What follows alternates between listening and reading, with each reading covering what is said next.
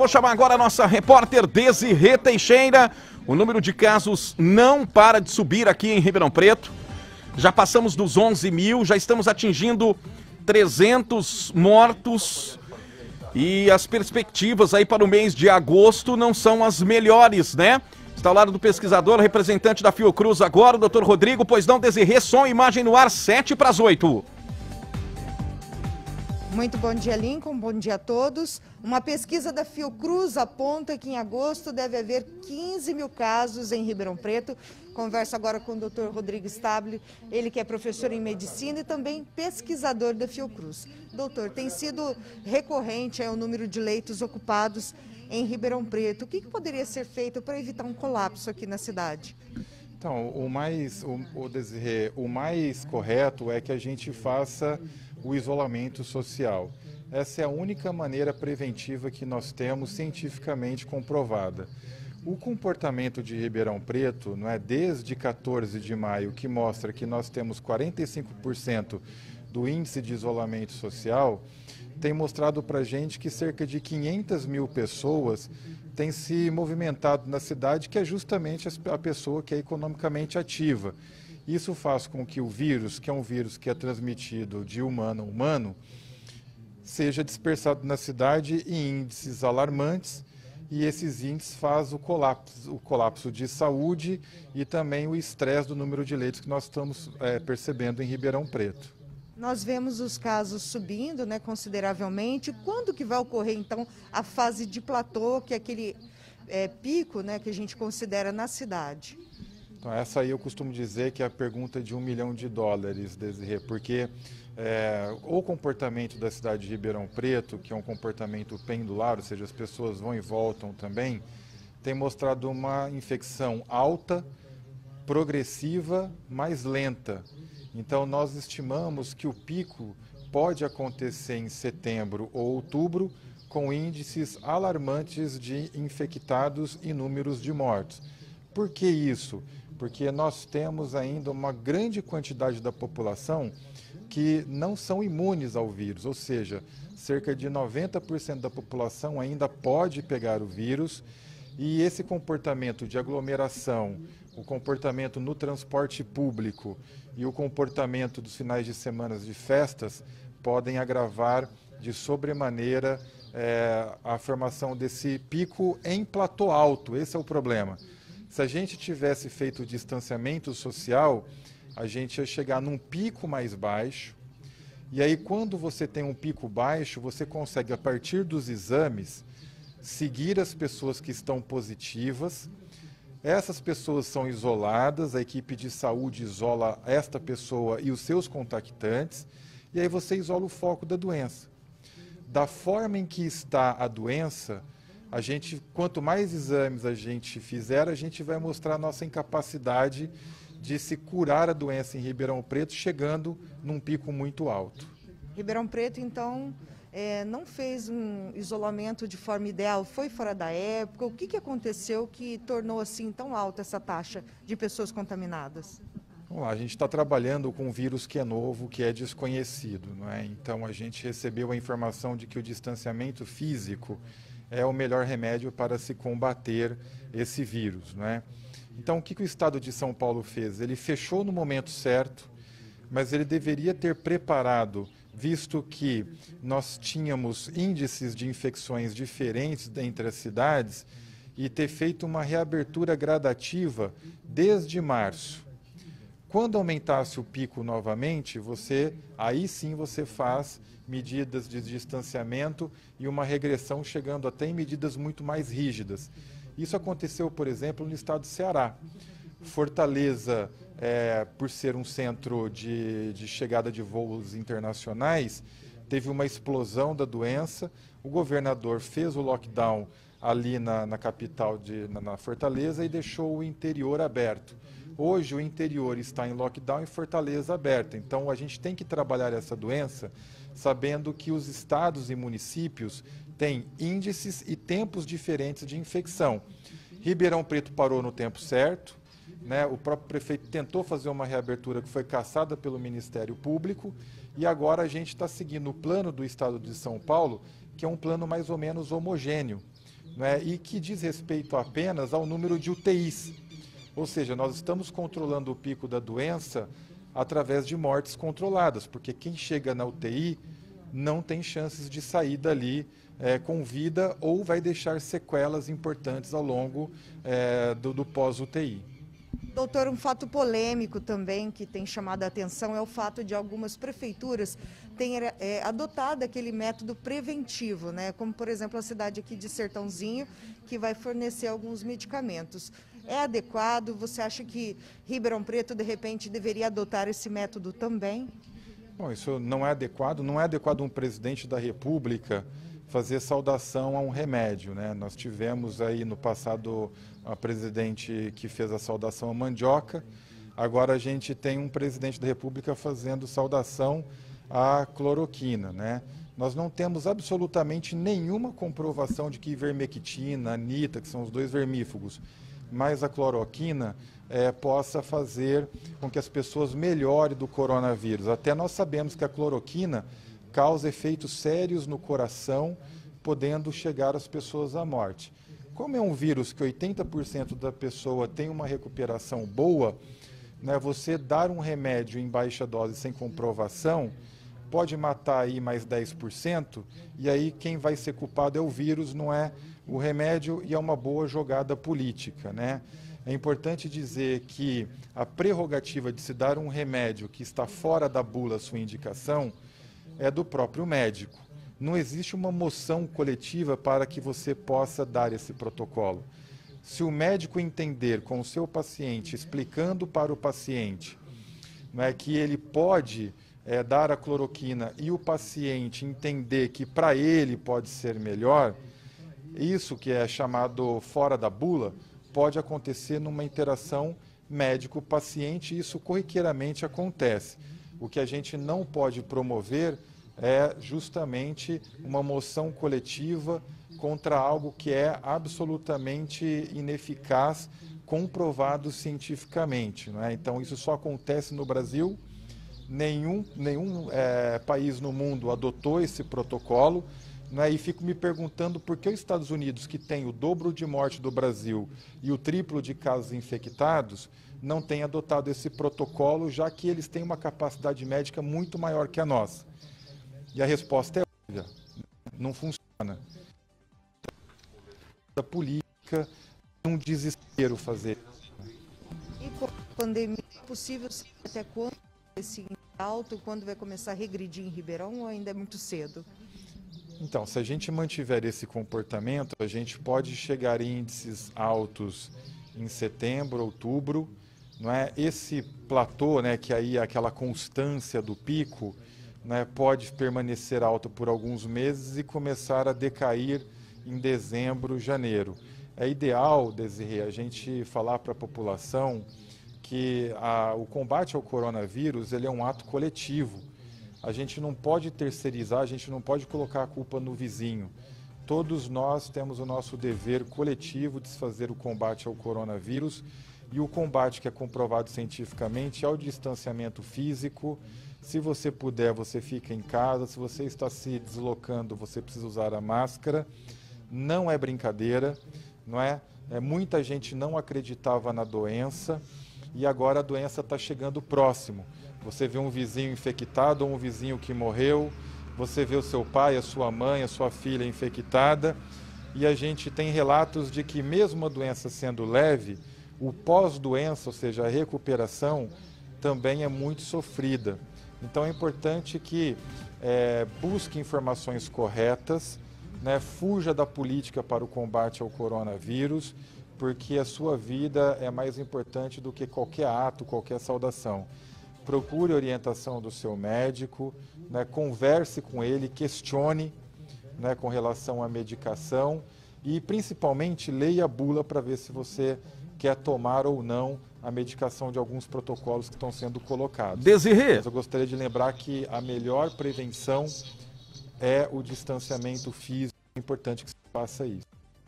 Não quer fazer uma... Eu posso fazer dois questionamentos aqui. Obrigado, viu, doutor, por receber a gente. Pesquisador da Fiocruz. E, pelo amor de Deus, pelo que o senhor está dizendo aí, o negócio vai longe. Tomara que não. Eu quero primeiro falar dessa polêmica aí da hidroxicloroquina. É claro que a cloroquina não está na bula do... né, Covid não está na bula da cloroquina. Mas Covid não está na bula de remédio nenhum, que como o senhor próprio disse, é um vírus novo, é uma doença nova. Algumas cidades têm adotado esse protocolo, eu falei aqui do governo do Pará, né? O estado inteiro, são 145 cidades, adotou esse protocolo. Aqui na região, Franca e Sertãozinho também adotaram. Né? A gente tem aí, o senhor citou o comportamento do presidente, etc., né? Fazendo saudação ao remédio, que não é, né, um comportamento adequado e etc. E infelizmente o coronavírus foi politizado no Brasil. Mas esses prefeitos, trazendo a discussão aqui para nós, o doutor Stabile, eles têm adotado esse protocolo também em cima daquilo que outros médicos falam. Recomendo, porque a gente tem médico dizendo, como o senhor, que não serve, mas a gente tem médico dizendo que serve. Então isso dá margem para um prefeito, diante dessa dúvida, decidir adotar o protocolo. Peraí, eu não vou esperar. Então essa controvérsia entre os próprios médicos abre um espaço para o prefeito adotar essa medida, ou para qualquer outro gestor e etc. Também não falta uma linguagem única por parte da classe médica? Os médicos também não têm que falar a mesma língua? Porque você não sabe em que médico vai acreditar, o doutor Stabile. Oi, Lincoln, é um prazer estar falando com você. O que é importante, Lincoln, é a gente entender que aquilo que é novo, né, como você mesmo colocou, traz essa controvérsia. Isso aconteceu com a AIDS, isso aconteceu com a tuberculose, isso aconteceu com o sarampo, aconteceu com qualquer doença infecciosa. E hoje nós temos muito mais fácil, né, e acessível informações, principalmente Zap, né, que a pessoa já passa logo. O que acontece? É importante que a sociedade busque aquilo que o coletivo médico fala e não aquilo que um médico próprio fala. Não existe um trabalho na literatura sequer, né, que mostra a eficácia e a segurança da cloroquina para o tratamento do coronavírus. Existe ainda trabalhos mostrando o contrário, mostrando que não são eficazes e que aumenta a mortalidade. Os trabalhos que foram baseados, né, o uso da ivermectina, cloroquina, foram trabalhos in vitro. O que é isso? A pessoa pega ali um pouquinho de células numa plaquinha e coloca, por exemplo, a medicação ali. Aí é eficaz. Mas isso, para chegar ao ser humano que tem trilhões de células diferentes, existe muitos passos para garantir a eficácia e a segurança. Então, o que a Sociedade Brasileira de Infectologia tem dito? O que o FDA americano tem dito? Que a cloroquina e a ivermectina não funciona. A Sociedade Brasileira de Imunologia também falou que são sociedades respeitadas, apolíticas, não é? Hoje, aquele que defende a cloroquina é tido de direita, aquele que não defende a cloroquina é tido de esquerda, mas as sociedades médicas, nesse ponto, têm feito um trabalho importante. Por quê? Porque ela reúne esses trabalhos científicos e mostra que, na verdade, tem mais prejuízo do que uso. Lembrando que o estado do Pará foi um dos estados com a maior mortalidade por 10 mil habitantes do Brasil, junto com Manaus, Fortaleza e estado de São Paulo. O estado de São Paulo não adotou esse comportamento. Então, a gente vê que se o estado tivesse tido prevenção, ele não teria essa explosão do número de mortos que teve no estado. Ô doutor, lá em Sertãozinho, ó, por isso que, olha a confusão que isso gera na cabeça das pessoas. O prefeito, ele informou o seguinte, que a cloroquina deverá ser retirada pelos pacientes com receita em farmácias de manipulação contratadas pelo município. A receita é assinada por um médico. Então o médico, para a pessoa pegar a cloroquina, um médico vai estar assinando lá. Isso não é contraditório, doutor? Bom, Lincoln, assim como tem médico que acredita que a Terra é plana, não é? Assim como tem médico que acredita no Olavo de Carvalho. Então, assim, eu acho que o que acontece, na verdade, é uma polarização, não é? Existe também um estresse, porque A gente vê o Brasil e os Estados Unidos passando por longo período da doença, né? A gente já está há 150 dias. Se tivesse feito o distanciamento físico da forma correta, a gente já teria passado por ela, né? O Brasil, ele não é candidato à vacina à toa, não é porque o povo brasileiro é bonito, é porque o povo brasileiro está se infectando muito. E por isso que as empresas farmacêuticas querem fazer os testes de vacina no Brasil e nos Estados Unidos. E eu repito, você imagina, se esses remédios fossem eficazes, por que a Europa toda não utilizou?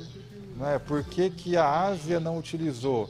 E mais importante, por que os Estados Unidos, que detém inclusive a IFA, que é a formulação, porque nós compramos esse medicamento e empacotamos no Brasil, por que eles não estão utilizando, né?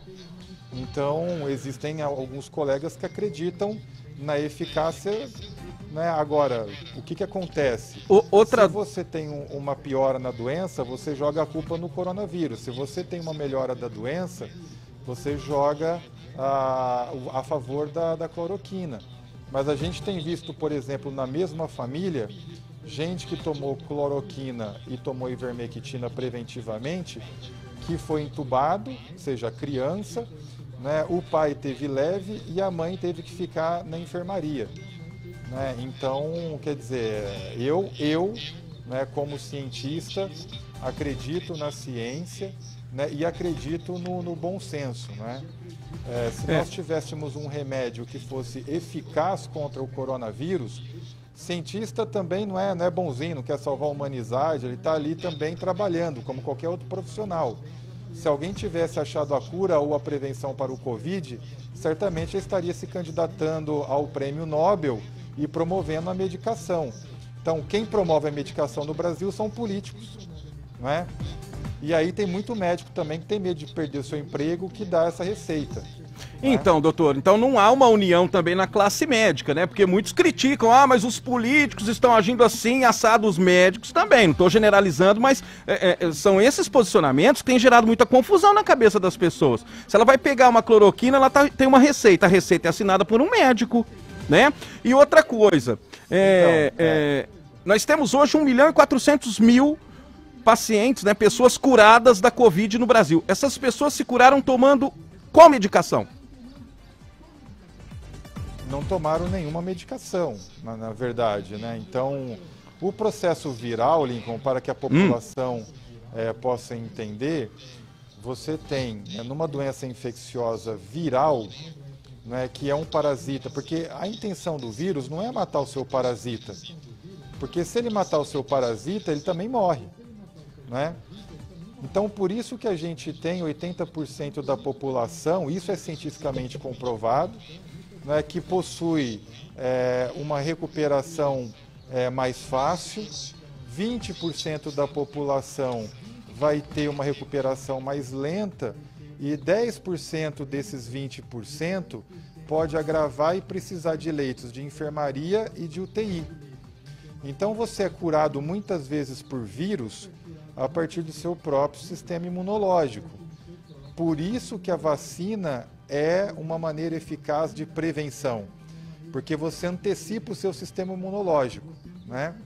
Agora, eu gostaria de lembrar a todos os nossos ouvintes que o médico tem prerrogativa junto ao seu paciente de usar alternativas de tratamento, né? Então, você, no seu consultório, no ato íntimo entre médico e paciente, você pode receitar a cloroquina se você, na sua percepção clínica, achar que está sendo eficaz na sua rotina. O que não pode fazer é um ato coletivo determinado por um político que se espalhe a cloroquina, né, para todo o país. Lembrando que para você receber a cloroquina, você tem que assinar um termo de livre consentimento esclarecido, nome difícil para dizer o seguinte: eu estou aceitando receber um medicamento altamente tóxico. Isso está no boletim do próprio Ministério da Saúde. Se o prefeito está dando a receita sem o paciente assinar esse termo, ele também pode ser denunciado no Conselho Federal de Medicina. É um cenário de incerteza, de contradição, isso gera muita dúvida na cabeça das pessoas, né? O próprio Davi Wip, nós cobramos muito isso aqui, né? Ele se recusou a falar o que fez, né? Porque é emblemático. Foi o cara que tomou a frente no combate à pandemia no estado de São Paulo. Ele pegou a doença, se curou e se recusou a dizer como se curou. Então as pessoas, um posicionamento desse não é uma questão de privacidade pessoal, é uma questão humanitária. As pessoas têm o direito de saber, todo mundo tem direito à saúde. Mas enfim, doutor Stabile, eu quero, em cima, o senhor tá mergulhado nessas pesquisas, o senhor está dioturnamente, né, tendo acesso aos números, tendo acesso ao avanço dos casos, passando esse cenário aí que é perturbador, infelizmente aqui em Ribeirão Preto. Mas eu queria aqui fazer, doutor, uma comparação para ver aqui o que a gente fez certo, o que a gente fez errado. Por exemplo, eu trouxe aqui o exemplo hoje, 22 de julho, a cidade de Santos está na fase amarela. A cidade de Santos, doutor, tem 433 mil habitantes, com uma população flutuante por ser cidade turística muito maior, né? Fins de semana principalmente. Santos tem 13.400 casos, 2.400 a mais que a gente, e tem 433 mortos, né? Tem 130 a mais com a gente, praticamente aqui arredondando os números. Só que Santos tem 800 leitos lá e um índice de ocupação em 38% hoje. Ou seja, está menos da metade lá. Está tranquila a situação de Santos, se a gente olhar por essa estatística aqui. Aí o senhor falou do isolamento social, que Ribeirão não cumpriu e de fato a gente viu muita gente na rua. Só que Santos não cumpriu também, doutor. Eu estou olhando o índice de isolamento social lá de Santos, segunda-feira foi de 40%. Nos dias melhores nunca bateu 50%. O problema é isolamento ou é taxa de leitos disponíveis? Porque aqui nós temos muito menos que Santos. Lá tem 800, aqui nós temos menos que 200. Onde é que está o negócio aí, doutor? É só no isolamento ou é no leito também? Ô Lincoln, veja só, o governo do estado de São Paulo, né, ele fez o quê? Ele fez, até meados de maio, ele fez uma campanha muito importante sobre o isolamento social. Né? Então ele falava muito todos os dias nas suas coletivas feitas às 11h30 que a melhor saída seria o distanciamento físico. Quando ele lançou o Plano São Paulo de Reabertura Consciente, sumiu esse índice do plano. Você não vê esse índice mais. Não é? Por quê? Porque existe um estresse econômico, não é? De fato, nós temos uma população vulnerável onde o plano emergencial não chegou na ponta e, sobretudo, também o plano emergencial dos microempresários. Então, houve uma decisão política de se fazer uma reabertura consciente a partir do número de leitos. Não é? Se a gente olhar Santos, a gente percebe que houve um pico da doença junto com São Paulo, né, pela a íntima ligação que existe São Paulo e Santos, e aí ele começou a entrar em decaimento. Quando você entra em decaimento no pico da doença, você depende menos de leitos de UTI ou de enfermaria. Então, o Santos já chegou numa ocupação de 90%, mas acompanhou muito o que aconteceu com São Paulo capital, que tem decaído. Como o Santos tem uma população muito menor e é pendular, e na época do isolamento social foi feito, né, isso lá no começo, agora Santos pode reabrir. Mas lembrando, Lincoln, que esse fator do distanciamento social deveria ser crucial para se fazer um plano adequado de reabertura das cidades. Obviamente que eu estou falando sobre saúde, mas se você consultar qualquer economista do mundo, não é, ou economistas aqui de Ribeirão Preto, até da própria CIRP, ele vai dizer que quanto mais rápido a gente passar pela doença, melhor será a recuperação econômica, né? Então, por isso que a gente prega que a gente tenha que fazer algo mais rígido para que a gente possa passar por isso mais rápido, não é? E assim, o que está descrito mesmo, Lincoln, na literatura, nos compêndios médicos, é que você evitar o vírus é o melhor remédio. Esse fato da distância faz sentido, né? Também tem que ser considerado. A gente está a 300 quilômetros da capital, que era o epicentro e etc. Talvez tenha acompanhado o que aconteceu em São Paulo, o cenário de Santos. Mas lá está muito melhor. Ô doutor, só para a gente encerrar aqui, o Santa Lídia está sendo aberto agora, né, para atendimento exclusivo Covid. No seu entendimento, essa medida, apesar de necessária, ninguém tem dúvida disso, né, pelo cenário que a gente tem, ela vem tarde demais. Que a gente já passou em dias aí com mais de 100% de ocupação.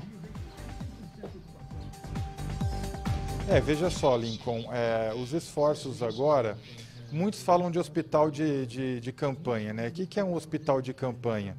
Hospital de campanha é um hospital onde você tem uma lona com teto comum, ou seja, o quarto do lado respira o mesmo ar daquele que está no quarto ao lado, não é? Então o ar circula ali livremente. Ribeirão Preto tem capacidade hospitalar suficiente para se transformar hospitais que possam também ser especializados para o tratamento do Covid. Não sei se aconteceu tarde ou não, porque nós não tivemos gente esperando regulação no ponto de vista da enfermaria. Obviamente que a capacidade de UTI em Ribeirão ela é precária, e é difícil se aumentar leitos, porque a gente tem que lembrar que para aumentar leitos de UTI não tem que ter apenas equipamentos, a gente precisa ter equipamentos e profissional que saiba operar um leito de UTI, né? E isso é escasso, né? E por isso que isso me chama atenção.